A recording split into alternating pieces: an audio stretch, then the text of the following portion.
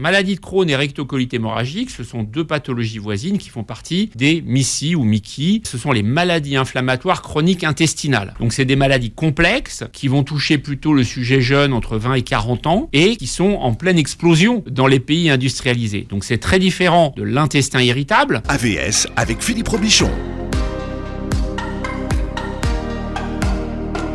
À votre santé sur Beurre FM, bonjour et bienvenue. May the Force be with you, puisque je reçois aujourd'hui le docteur William Berrebi. May the Force be with you, doc. Absolument, Philippe, on est là pour en parler. Ah bah alors, si vous me laissez tout seul à le dire, j'ai l'air malin.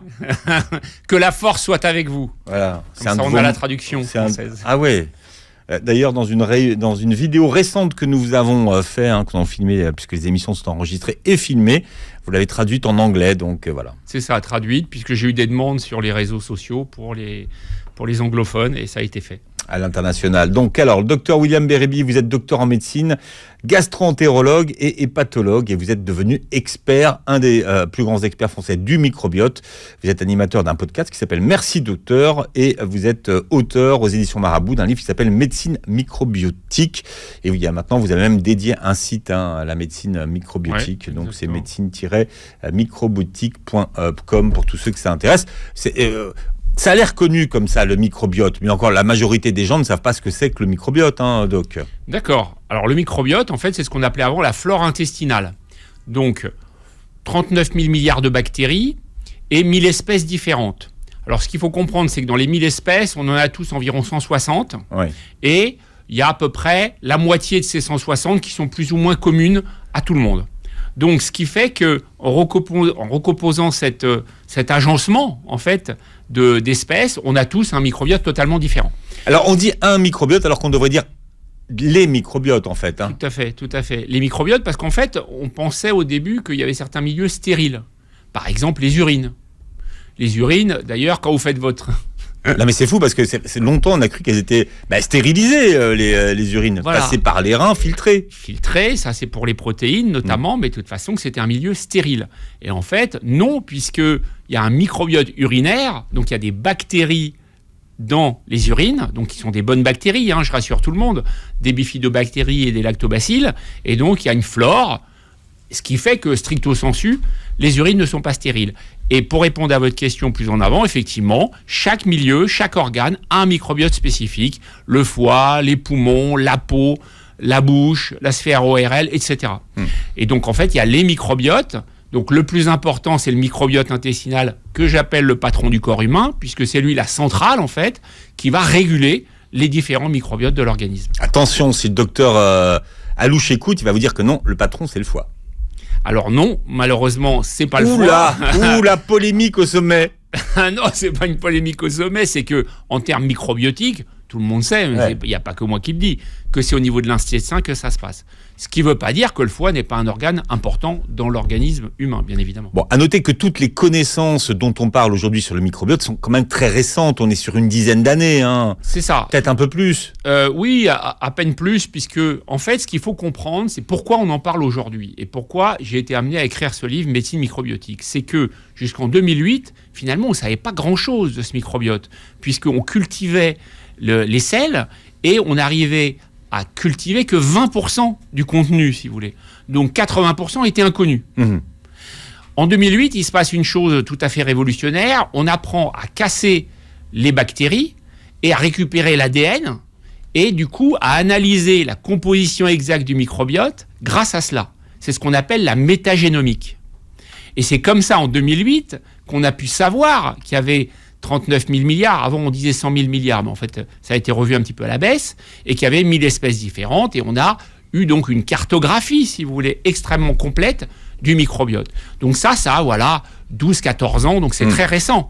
C'est pour ça que c'est peu connu, y compris des médecins, puisque un médecin qui a 40 ans aujourd'hui n'a pas pu être formé en microbiote intestinal ou en médecine microbiotique, de fait, puisque c'était pas connu avant 2008. Ouais, enfin, ça s'appelait pas comme ça avant, mais on appelait ça la flore bactérienne. Voilà. Ça existait. Tout à fait. Mais ça existait. On a su plusieurs dizaines d'années avant qu'il y avait une flore et que probablement elle avait un rôle important dans le corps humain, mais on ne savait pas de quoi elle était composée. Donc, à partir du moment où on ne savait pas de quoi elle était composée, on ne pouvait pas savoir quel probiotique utiliser pour contrer ou rééquilibrer. Beaucoup de ceux qui nous écoutent se disent, bon voilà, depuis le temps qu'on parle du microbiote, comment est-ce que je peux savoir, moi, comment mon microbiote intestinal se porte-t-il ? Et comment savoir s'il est déséquilibré ?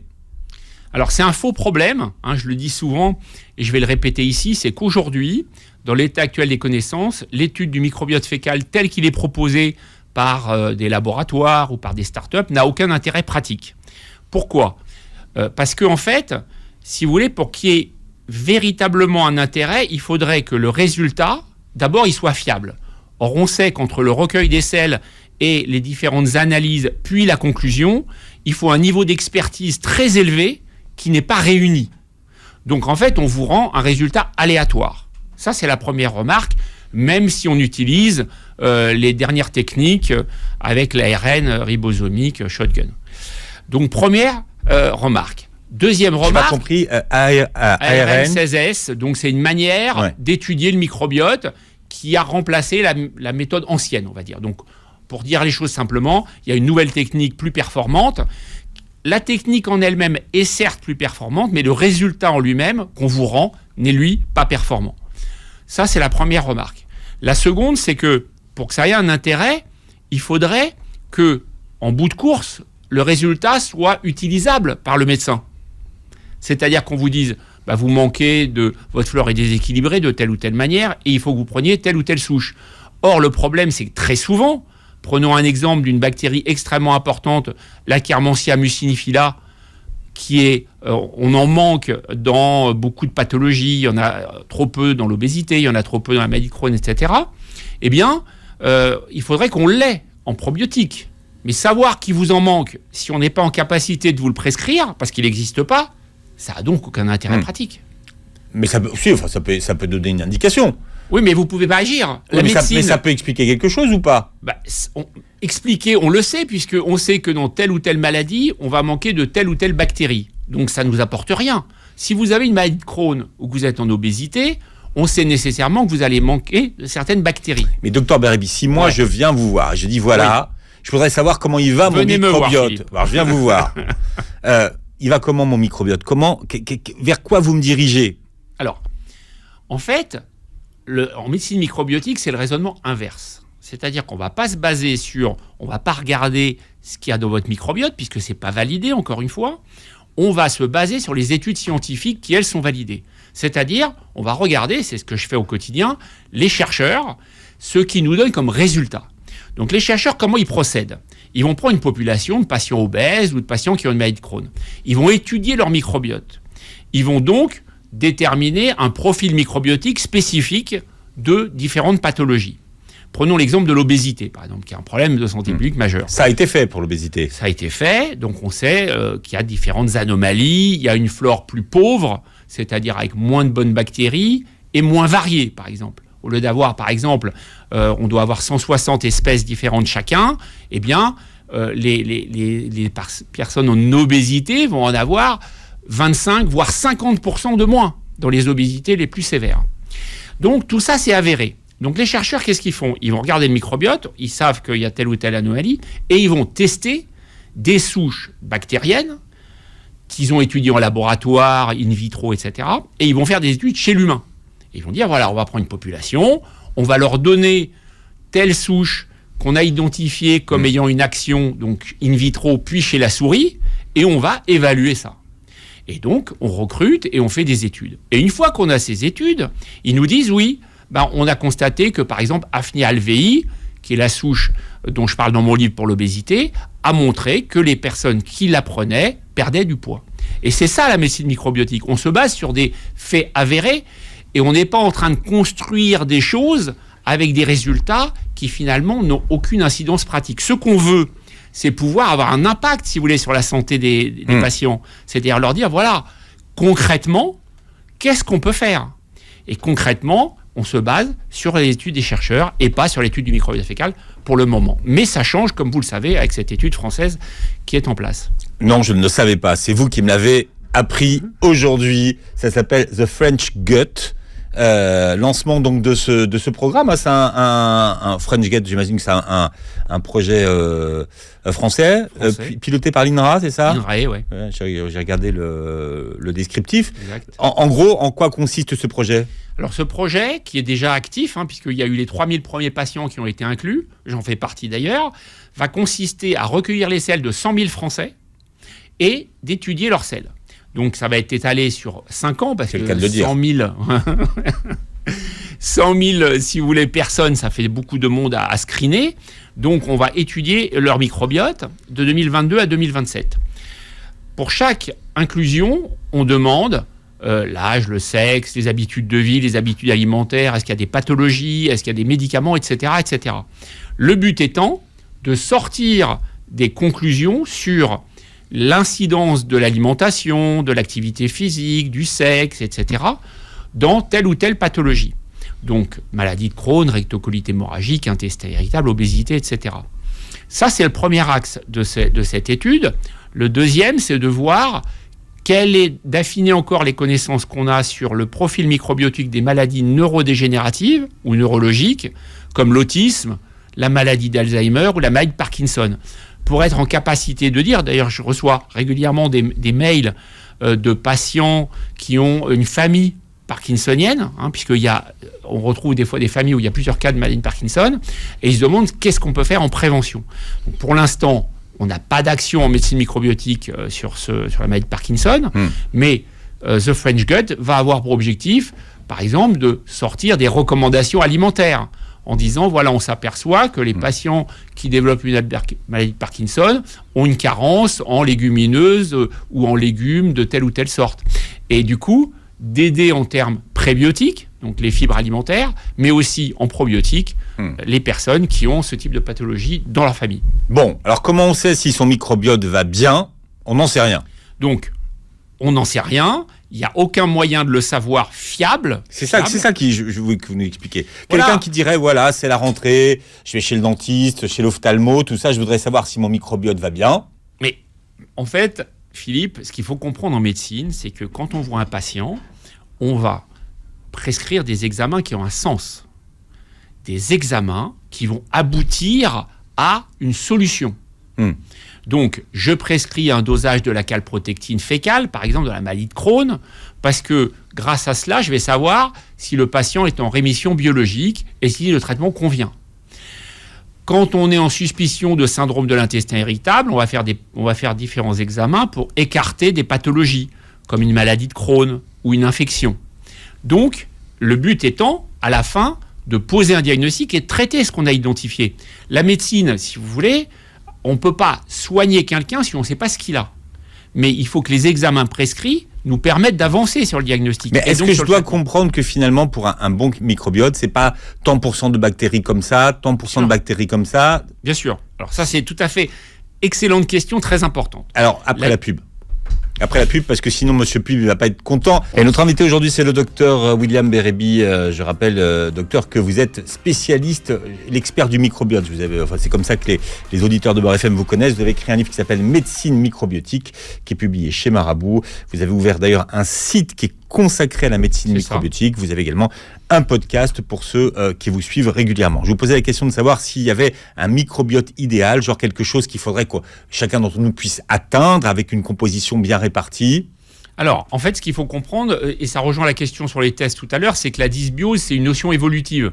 C'est-à-dire, c'est pas de savoir si on a plus ou pas de bactéries, c'est de connaître l'évolution du microbiote dans le temps. La dysbiose, si vous voulez, c'est une vision dynamique. C'est-à-dire qu'à la naissance, on a un microbiote d'un certain type qui résulte du mode d'accouchement, etc., de mode de naissance. Et au cours de la vie, il va se modifier.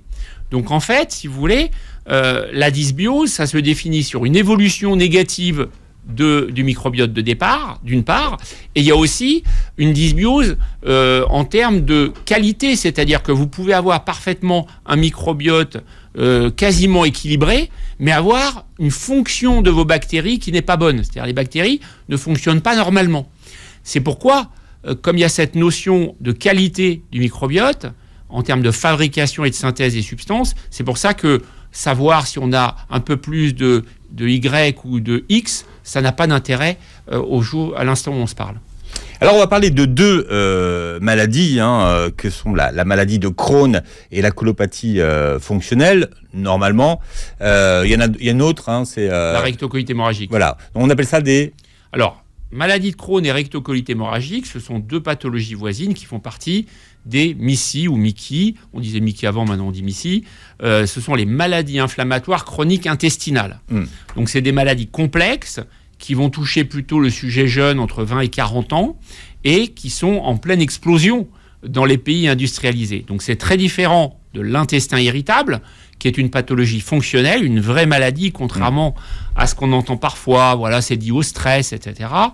Bon, le stress peut jouer un rôle, mais il y a une dysbiose aussi dans l'intestin irritable. Mais c'est dû à une inflammation, un phénomène inflammatoire ou pas du tout? Alors, l'intestin irritable. L'intestin irritable, il y a une inflammation de bas grade, c'est-à-dire il y a une petite inflammation non visible, si vous voulez.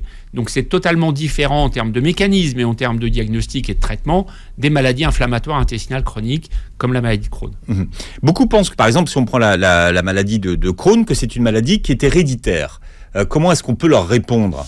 Alors, ce n'est pas une maladie héréditaire, puisque je vais donner un exemple de maladie héréditaire, par exemple l'hémophilie. Là, vous récupérez un chromosome précis et vous avez cette maladie, l'hémophilie, qui consiste à donc avoir des saignements importants.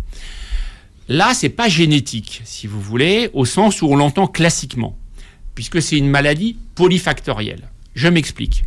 En fait, il y a énormément de mutations dans la maladie de Crohn. Il y en a au moins 160 différentes. Mais une mutation elle-même ne suffit pas à développer la maladie. Donc c'est en ce sens que ce n'est pas une maladie génétique, si vous voulez. Par contre, il y a une prédisposition génétique. Alors, schématiquement, voilà comment ça se passe. Pour faire un résumé le plus simple possible. Il y a dans la maladie de Crohn un système immunitaire qui, pour une raison X ou Y, notamment liée à la pollution industrielle, va ne plus marcher normalement. Parallèlement à ça, vous avez une anomalie, une mutation génétique, NOD2, qui va faire en sorte que la paroi intestinale, ça va générer une dysbiose, et votre paroi intestinale ne va plus être imperméable, elle va être poreuse. Le résultat de ces deux paramètres-là, c'est que les bactéries qui sont à l'intérieur tranquillement dans l'intestin vont se mettre à passer, à franchir la paroi de l'intestin, et à ce moment-là, le système immunitaire va détecter une intrusion. Ça veut dire quoi? La barrière intestinale ne joue plus son rôle? C'est ça que ça veut dire? C'est ça que ça veut dire. C'est-à-dire que c'est plus étanche. Et donc, les bactéries qui étaient dedans commencent à passer. Donc, le système immunitaire se met en route. Je rappelle que le système immunitaire, le plus important, est dans l'intestin. 60% des cellules de l'immunité sont dans l'intestin. Donc, c'est vraiment la première barrière qui va nous permettre de nous défendre. Donc, ça veut dire que à partir de là, les bactéries vont se mettre à vouloir passer. L'organisme va réagir, évidemment, c'est une intrusion, et il va fabriquer des substances qu'on appelle des cytokines, qui sont une espèce de missiles, qui ont pour but de détruire l'intrus. Le problème, si vous voulez, c'est que comme il y a un système immunitaire qui est un peu défaillant, il va y avoir une réponse exagérée, et donc vous allez envoyer beaucoup trop de missiles. Et cet excès de missiles va faire que les bactéries qui sont passées vont être détruites, mais aussi la paroi intestinale. Et c'est ça qui explique, si vous voulez, les ulcères, les lésions qu'on retrouve à la coloscopie, donc dans la maladie de Crohn, dans le côlon, dans l'intestin grêle. Ces ulcérations que l'on voit, c'est une conséquence de cette agression excessive de la paroi intestinale par des substances qui ont été générées par ces deux anomalies. C'est-à-dire que la réaction, elle est normale. Enfin, l'organisme se défend, c'est normal, mais en fait, c'est la réaction qui est excessive. Voilà. Ça me fait penser au Covid un peu, finalement. Oui, de toute façon, c'est un très bon parallèle, puisque pour deux raisons. La première, c'est dans le Covid, il y a les cytokines. C'est les mêmes substances, en fait, c'est exactement les mêmes substances qui vont générer les formes graves de la maladie, les cytokines. Donc, réponse exagérée du système immunitaire. On sait d'ailleurs que les personnes qui ont une forme grave ont un microbiote intestinal particulier.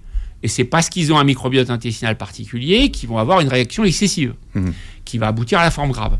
Donc c'est exactement le même mécanisme. Et donc si vous voulez, la réaction, elle est normale, sauf que de base, mais elle va être excessive, et donc ça va générer cette fameuse maladie. Et c'est parce que l'inflammation donc est chronique qu'on peut parler de maladie de Crohn, c'est ça? Alors oui, par définition, c'est une maladie chronique. Une fois que ce processus est installé, si vous voulez, c'est-à-dire que le système immunitaire est déréglé et que l'intestin est poreux, eh bien à ce moment-là, ça ne va pas revenir en arrière comme cela, bien évidemment. Donc, il va y avoir une inflammation chronique, c'est-à-dire des missiles excessifs envoyés d'une manière chronique, et ça va générer ces fameuses lésions qui vont s'installer. Et là, la maladie est installée, malheureusement, pour des années ou des dizaines d'années. C'est pour ça que c'est très important d'essayer d'arriver en amont et de réduire ce risque.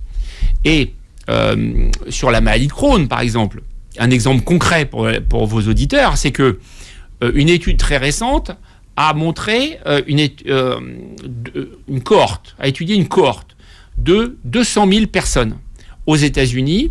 Un groupe faisait de la marche rapide 3 fois par semaine, donc 30 minutes, et un groupe ne faisait rien. Ces groupes ont été suivis pendant 30 ans. Eh bien, figurez-vous que le risque de maladie de Crohn chez les personnes qui avaient une activité physique était réduit de 44%.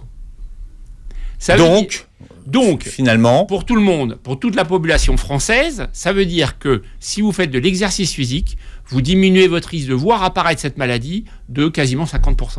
Donc, prenez vos baskets, allez marcher, courir, faire du vélo, du tennis, que vous aimez, mais en bougeant, vous vous protégez contre la maladie de Crohn et contre le cancer du côlon. Bien. Alors, la différence maintenant avec la rectocolite hémorragique, quelle est la différence avec la maladie de Crohn? Elles sont localisées au même endroit ou pas du tout? Alors, pas tout à fait, justement. C'est une différence notable. C'est-à-dire que dans la maladie de Crohn, vous allez avoir une atteinte qui peut toucher tout le tube digestif, y compris l'œsophage. Un jour, j'ai un patient qui est venu me voir au départ pour un problème d'œsophage. Et en faisant l'examen de l'œsophage, donc l'endoscopie gastrique, j'ai trouvé des lésions. Et sur les biopsies, l'anatomopathologie m'a dit ça ressemble à c'est des granulomes comme dans la maladie de Crohn. Après, je lui ai fait la coloscopie, il n'avait pas beaucoup de symptômes et pourtant il avait donc une maladie de Crohn colique. Donc ça peut toucher tout le tube digestif, à prédominance du côlon et de l'intestin grêle. D'accord ? L'estomac, l'œsophage sont très peu touchés. Ça peut toucher l'anus et donner des fistules ou des fissures de l'anus qui sont très embêtantes à traiter. Alors que la rectocolite hémorragie, et puis dernière caractéristique, c'est que en endoscopie, la maladie de Crohn peut être segmentaire, c'est-à-dire vous pouvez avoir des zones atteintes et des zones totalement indemnes. Dans la rectocolite hémorragie, c'est différent. On va avoir une atteinte d'un seul tenant qui part du bas, donc du rectum. C'est pour ça qu'elle s'appelle rectocolite hémorragique. Donc ça part du rectum et ça va remonter plus ou moins haut selon les cas. Et autre différence notable, dans la rectocolite hémorragique, comme son nom l'indique, les saignements sont au premier plan, alors que dans la maladie de Crohn, elles ne vont pas l'être automatiquement. Colite, ça veut dire quoi? Colite, c'est inflammation. C'est inflammation. Colite, voilà. inflammation du côlon. Crohn, c'est le nom de celui qui a découvert. Docteur Du gastro-entérologue. Le docteur Crohn. Américain. C'est ça, absolument. Il y a 100 ans. Oui. Mais alors c'est marrant parce que les gens, longtemps les gens qui souffraient de maladie de Crohn, alors ils étaient réunis en club et tout, ils en parlaient entre eux. Et c'est vrai que ce qui a changé avec les réseaux sociaux, c'est qu'on les a vus apparaître. Oui, tout à fait. Alors, c'est beaucoup de monde, quand même. C'est 200 000 personnes. Alors, ce qu'il faut noter quand même, pourquoi il y a cette illusion ou cette erreur d'appréciation sur le côté génétique? Parce que ce qui est vrai, c'est que la génétique joue quand même un rôle, même si ce n'est pas une maladie héréditaire. Dans les familles, si vous voulez, où il y a un cas de maladie de Crohn, eh bien, la fratrie ou les descendants ont un risque de 1%. D'avoir la maladie dans leur vie. Tandis que la population générale, c'est 0,1%. Donc le fait d'avoir un cas dans sa famille multiplie par 10 le risque d'avoir soi-même la maladie. Donc c'est pour ça que les gens pensent que c'est une maladie héréditaire, mais c'est pas une maladie héréditaire. Il y a des familles où il y a des personnes qui ont des Crohn, des maladies de Crohn. Il y a une prédisposition. Vous délivrez ce qu'on appelle des ordonnances microbiotiques. Est-ce que ça fonctionne, par exemple, les probiotiques sur la maladie de Crohn? Alors, dans la maladie de Crohn, il n'y a pour l'instant pas de choses révolutionnaires. C'est pour ça que je vous pose la question, parce que finalement, là, il y a quand même un peu un échec des ordonnances microbiotiques. Alors, je vous rappelle que la médecine microbiotique fait appel à 3 choses. Les prébiotiques, donc les fibres, et on sait qu'en consommant suffisamment de fibres, donc légumes, fruits, légumineux, céréales complètes, donc au minimum 30 grammes par jour, ça c'est un axe de la médecine microbiotique, on diminue le risque d'apparition de la maladie de Crohn, et de la rectocolite hémorragique, et on diminue aussi la sévérité des poussées. Premier axe. Deuxième axe, l'activité physique, je viens de vous en parler. C'est un axe aussi très important de la médecine microbiotique. Le troisième, ce sont les probiotiques et la greffe fécale. Alors, Les probiotiques, pour le moment, dans la maladie de Crohn, on ne peut pas dire qu'on ait eu de souche qui ait montré des effets très intéressants. En revanche, dans la rectocolite hémorragique, on a un produit qui existe, qui est fait à base d'une Escherichia coli et qui donne des résultats intéressants, notamment en rémission, c'est-à-dire qu'il aide aux patients à rester sans pousser. Donc dans la rectocolite hémorragique, on a une indication quand même. On a une indication aussi chez les personnes qui ont été opérées du côlon et du rectum, à qui on a enlevé le côlon et le rectum et qui ont un réservoir qui a été fait par de l'intestin grêle, et il peut y avoir une inflammation de ce réservoir. Là aussi, il y a un probiotique qui est validé. Donc il y a quand même des choses, c'est pas qu'il n'y a rien. Mais dans la maladie de Crohn stricto sensu, pour la traiter, non, on ne peut pas dire qu'on va la traiter avec des probiotiques. Même si vous expliquez qu'il y a des recherches qui sont faites actuellement avec des probiotiques de nouvelle génération, et il y a beaucoup d'espoir. Voilà, il y a beaucoup d'espoir, c'est des probiotiques de nouvelle génération. Akkermansia mucinifila, par exemple, c'est un probiotique très important puisque cette bactérie, elle est en carence, on va dire, chez les personnes qui ont la maladie de Crohn. Et donc, en apportant, quand on l'aura, en termes de probiotiques de nouvelle génération, puisque celui-là, ce sera un probiotique de nouvelle génération, eh ben, on aura un effet dans la maladie de Crohn plus important. Ça, c'est pour dans combien d'années à peu près? On a une idée ou pas? Les chercheurs travaillent beaucoup dessus, donc moi j'espère qu'on aura l'Akkermansia mucinifila dans 2-3 ans. Et le docteur William Bérébi est là ce matin pour partager avec nous ses ordonnances microbiotiques. On parlait de ces fameuses MICI, ces maladies inflammatoires. Et alors vous parlez dans votre livre de biothérapie pour les soulager. Qu'est-ce qu'une biothérapie et comment est-ce qu'elle fonctionne? Alors la biothérapie, si vous voulez, ça va agir sur le TNF, Tumor Necrosis Factor. C'est l'une des cytokines. Je vous parlais tout à l'heure des cytokines. Parmi les cytokines les plus importantes, il y a le TNF. Et ce TNF, il est produit en quantité absolument énorme par réaction, donc, comme j'expliquais tout à l'heure, dans ces maladies. Et donc, les biothérapies, ce sont des anticorps anti-TNF-alpha qui vont aller justement neutraliser cette cytokine qui est toxique, en fait, cette substance qui va agresser, en fait, la muqueuse de l'intestin des patients. Ce sont des maladies donc inflammatoires.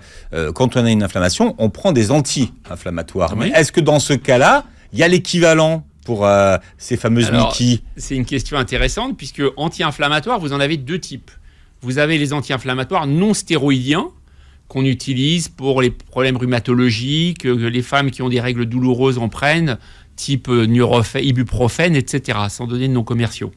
Et puis il y a les anti-inflammatoires stéroïdiens, donc les stéroïdes, qui sont des corticoïdes, qu'on connaît plus sous le nom de corticoïdes, et ceux-là, oui, ils peuvent être utilisés dans les maladies inflammatoires chroniques intestinales. Mais, si vous voulez, moi, dans ma pratique, je ne les utilise plus, sauf cas particuliers, parce qu'il y a beaucoup d'effets indésirables.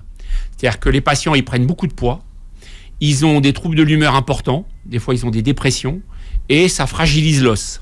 Donc j'utilise plutôt les biothérapies ou les immunosuppresseurs, conformément aux recommandations bien sûr, et donc du coup ça permet de contrôler la maladie en évitant les effets indésirables des corticoïdes, qui sont donc des anti-inflammatoires stéroïdiens. Alors, on parle souvent des ennemis du microbiote, on parle toujours des anti-inflammatoires, mais on oublie souvent qu'il n'y a pas que les anti-inflammatoires qui sont les ennemis du microbiote. Vous parlez des anti-inflammatoires, mais ça peut faire partie des médicaments qui sont des ennemis du microbiote. Oui, alors dans la maladie de Crohn, par exemple, on sait que probablement la prise d'antibiotiques d'une façon répétée, notamment dans l'enfance, pourrait être un facteur de risque d'apparition de la maladie de Crohn, de par le fait de l'apparition d'une dysbiose chronique. Il y a aussi un point qui est intéressant, c'est de savoir pourquoi en fait cette maladie augmente dans la population, ce qu'on appelle l'incidence. Alors, il y a quelque chose de très intéressant qui nous montre que plus un pays est industrialisé, plus le nombre de cas augmente. Alors on se dit, mais pourquoi? Et on sait aussi que plus vous êtes en zone urbaine par rapport à une zone rurale, plus il y a de maladies. Et en fait, on a l'explication avec deux explications notables. La première, c'est les fibres synthétiques, c'est la pollution, donc les poussières, et c'est par exemple les nanoparticules qu'on trouve dans les cosmétiques. Dans un pays peu industrialisé, évidemment, on ne met pas de crème sur le visage ou de parfum. Donc première explication. Deuxième explication, l'alimentation. Donc notamment avec les additifs qui sont extrêmement fréquents et qui jouent un rôle dans l'apparition de la maladie de Crohn. Et il y a toute une nouvelle catégorie d'aliments, enfin, je ne sais pas si on peut appeler ça des aliments, mais en tout cas ça se mange. Ce sont les aliments ultra transformés, les AUT. Alors qu'est-ce qu'on appelle un AUT ? J'ai lu dans votre livre qu'aujourd'hui dans nos supermarchés, dans nos hypermarchés, 80% des aliments, de ce qu'on trouve à manger, relèvent de cette catégorie. C'est ça. Alors en fait, l'industrie agroalimentaire très puissante que vous connaissez a pour objectif de nous faire consommer plus. Et de préférence plus gras, plus sucré, puisqu'il y a une appétence pour le sucre, et plus vous mangez sucré, plus vous allez consommer des produits sucrés. Donc, ils vont faire en sorte que les produits qui sont évalués par des testeurs soient à votre goût, donc moelleux, un certain degré de sucre, etc. Et du coup, ils ajoutent des substances, donc des additifs, des émulsifiants, des édulcorants de synthèse, etc. Émulsifiants, c'est pour donner du moelleux, par exemple, notamment dans une crème glacée. Eh bien, toutes ces substances-là sont pas bonnes, évidemment, c'est pas tout à fait naturel, puisqu'il y a 100 ans, on mangeait pas ces produits-là. Et ça explique effectivement que vous ayez plus d'incidence aujourd'hui. C'est pour ça que moi, personnellement, à titre individuel, j'utilise des applications comme Siga, par exemple, sans faire de pub, j'ai aucun conflit d'intérêt avec personne. C'est des Brésiliens, non ? Je sais pas ça. Je sais pas, bonne question, je sais pas. Et donc, qui vous donne le degré de transformation des substances. Alors par exemple les potatoes, ce qu'on appelle ces pommes de terre là qu'on trouve reconstituées, c'est transformé. D'accord. C'est transformé. Les nuggets, tout le monde, je sais pas ce que les gens ont contre les nuggets. Mais... pareil. En fait, tout ce que vous trouvez finalement sous vide, emballé, avec une conservation, puisqu'il y a des conservateurs, eh bien, c'est des produits industriels. Donc, c'est des produits transformés par définition. Je vous donne un exemple. Je ne sais pas si vous allez avoir un procès, mais Nesquik, par exemple, je l'ai testé parce que j'aimais bien, et il y a 9 additifs, par exemple, dedans. Donc, voilà. Alors que c'est du chocolat. Je sais que vous avez plus l'âge, docteur. Moi, j'aime bien. Donc, du coup, je fabrique le mien. Ah ouais ? Avec du Van Houten. Je fais de la pub aujourd'hui. Vous aimiez le gros quick ? Alors, Van Houten, c'est raide. C'est 100% cacao. C'est raide, hein. Et je rajoute du sucre de coco, puisque le sucre industriel, c'est du fructose qui est mauvais, et donc le sucre de coco, c'est fait à partir de la fleur de coco. Mais alors, je sais que vous êtes un fanat des études. Est-ce qu'il y a eu vraiment des études qui mesurent l'impact de cette alimentation ultra transformée sur le microbiote ? Est-ce qu'on a déjà des résultats ? Bien sûr. Donc, macroscopiquement, on a les résultats qu'on sait, c'est-à-dire l'explosion des maladies, l'obésité, la maladie de Crohn, l'intestin irritable, etc. Mais sur nos bactéries. Bien sûr, j'y arrivais. Et sur le plan, je faisais le parallèle macroscopique, microscopique.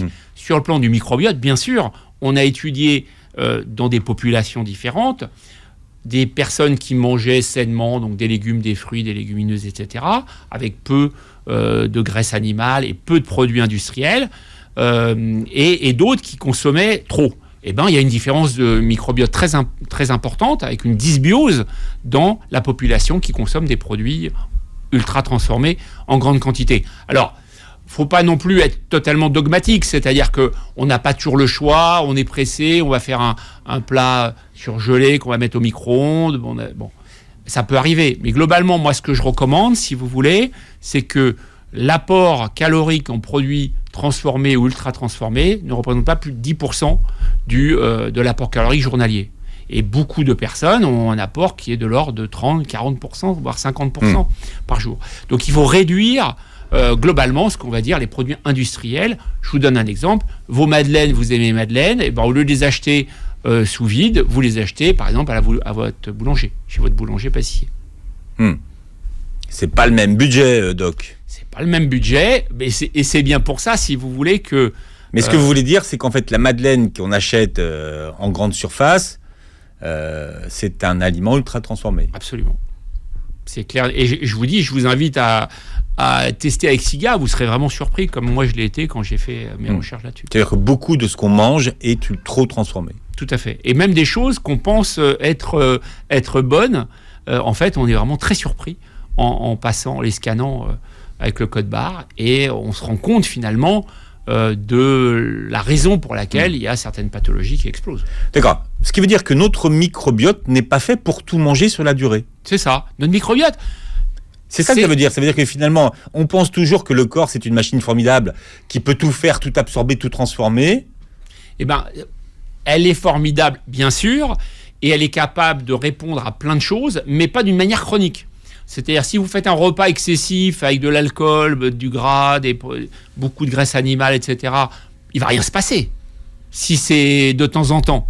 Si par contre c'est régulier et que parallèlement à ça, vous n'apportez pas à votre microbiote suffisamment de carburant, donc, c'est-à-dire des légumes, des fruits, des légumineuses, des céréales complètes, donc par exemple pain complet au levain. Avec le levain, l'intérêt c'est que vous avez du pain complet, et donc vous avez des fibres prébiotiques, donc bonnes pour nos bactéries, et vous avez du levain. Et le pain au levain contient des probiotiques également. Donc là vous avez tout gagné, pain complet au levain. Si vous consommez bien, donc 30 grammes par jour de fibres, plus des graines, vous pouvez adjoindre des graines, par exemple graines de chia, graines de lin, etc. Et ben vous avez une alimentation qui va être saine. Et donc vous pourrez vous faire un excès, parce que vous gardez un microbiote qui est équilibré.